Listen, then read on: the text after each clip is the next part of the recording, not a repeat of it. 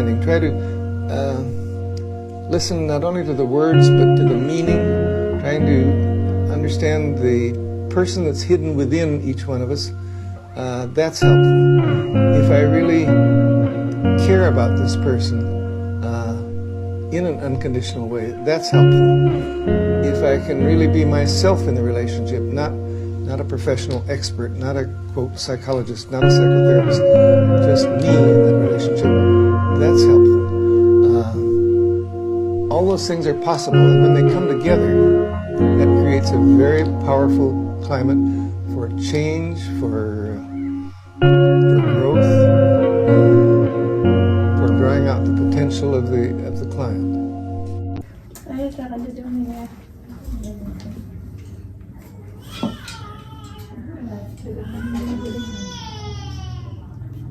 Halo, selamat datang ya. Terima kasih sudah datang hari ini.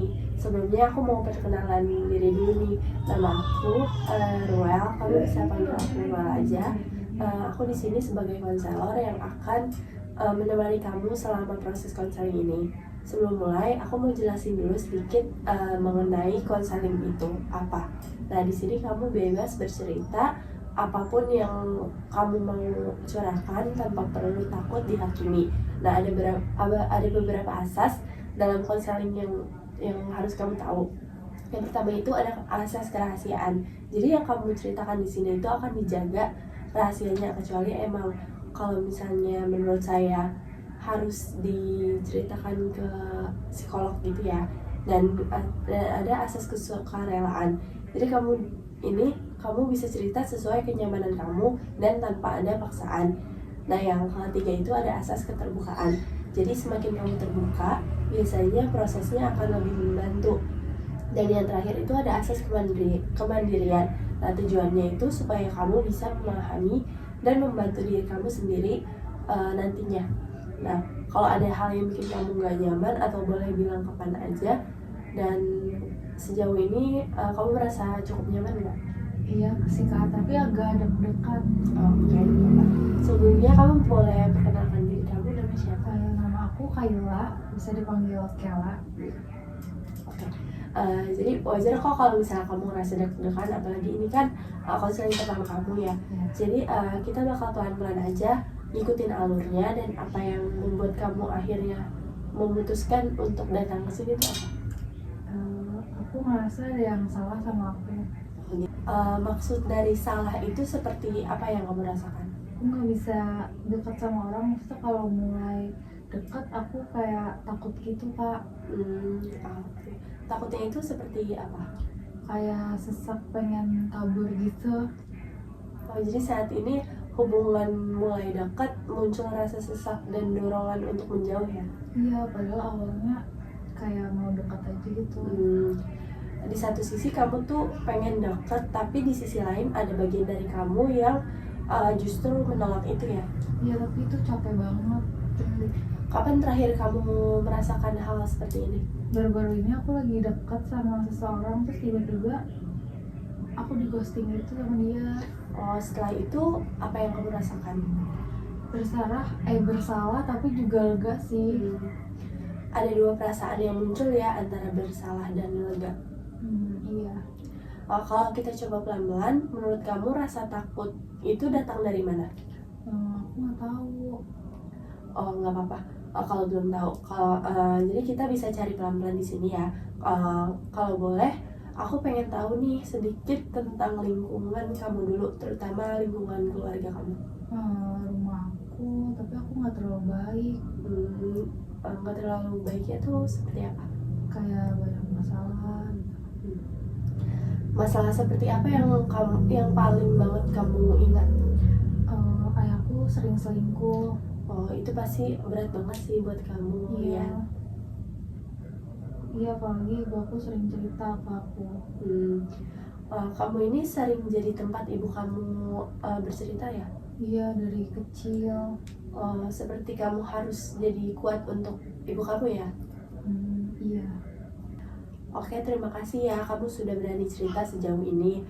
Itu nggak mudah, apalagi untuk pertama kalinya. Di pertemuan selanjutnya, kalau kamu bersedia, kita bisa lebih dalam memahami pengalaman kamu itu dan bagaimana pengaruhnya ke diri kamu sekarang. Gimana perasaan kamu sejauh ini?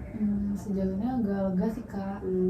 Aku sedang dengarnya. Kita lanjut ke pertemuan berikutnya ya. Halo, senang bisa ketemu lagi nih. Sebelum kita lanjut, aku mau nanya-nanya dulu nih. Setelah pertemuan kemarin, ada hal yang kepikiran nggak? Ada tentang masa kecil aku. Oh gitu, boleh kamu ceritain? Aku baru sadar aku tuh kayak dipaksa dewasa dari kecil.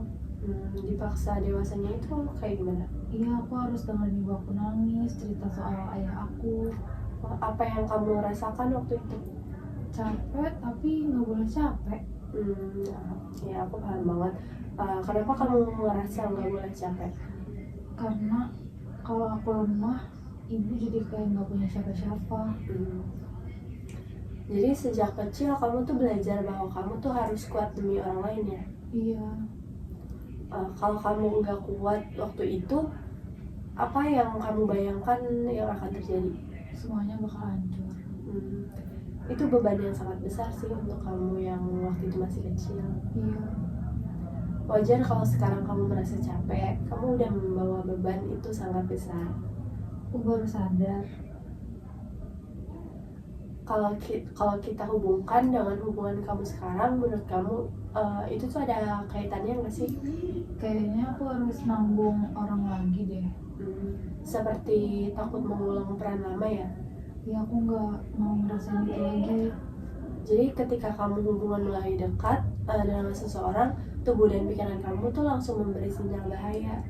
Iya, makanya aku kabur dari rumah. Bukan karena kamu gak mampu mencintai, tapi kamu tuh berusaha untuk melindungi diri ya. Iya benar.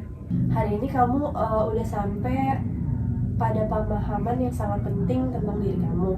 Nah, di pertemuan berikutnya kita bisa mulai cari cara supaya kamu tetap bisa menjalani hubungan tanpa harus merasa terbebani seperti dulu. Iya, aku mau kak. Halo, senang bisa bertemu lagi. Sebelumnya kita mulai ya. Aku ingin tanya dulu nih dari pertemuan sebelumnya, apa yang sangat berkesan buat kamu? Aku baru sadar ternyata aku sama ini bukan aneh, tapi aku cuma takut. Takut yang berasal dari pengalaman kamu dulu ya?